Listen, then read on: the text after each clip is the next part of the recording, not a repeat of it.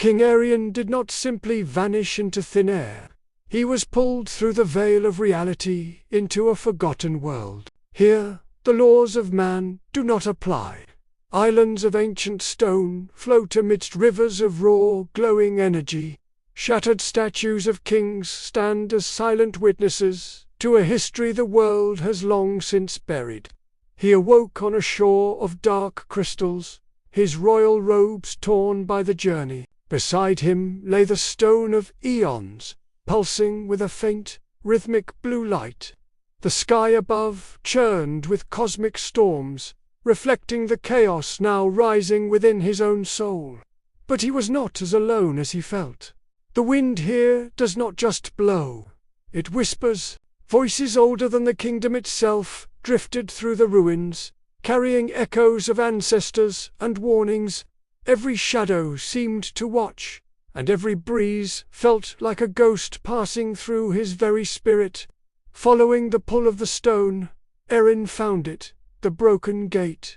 A colossal structure of black obsidian that once served as the bridge between worlds. It stood shattered, a monument to a time when heaven and earth were one, covered in glowing symbols. As Arin touched the cold stone, the shadows coalesced. Out of the darkness rose a towering, spectral guardian, a warrior of pure blue energy and ancient armor. It did not speak with words, but with a presence that shook the very foundation of the realm.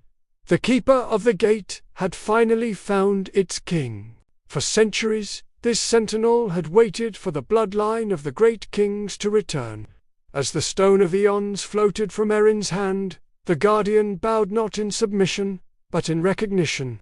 The weapon Arin thought was a royal heirloom was actually a key, and the lock was finally turning. But the recognition brought a terrible revelation. The stone was never meant to bring prosperity to his kingdom. It was a seal, a lock, designed to keep an ancient darkness imprisoned in this void. By crossing over, Arin hadn't just saved himself, he had weakened the barrier that held back the end of all things. Far in the distance, the seal began to crack. A massive, dark fortress, carved from nightmares, rose from black clouds. This was the source of the rot, the home of the devourer. And for the first time in an eternity, its gates were beginning to groan open. Arin realized the weight of his crown was nothing compared to the weight of this choice. If he stayed, the kingdom would fall to civil war.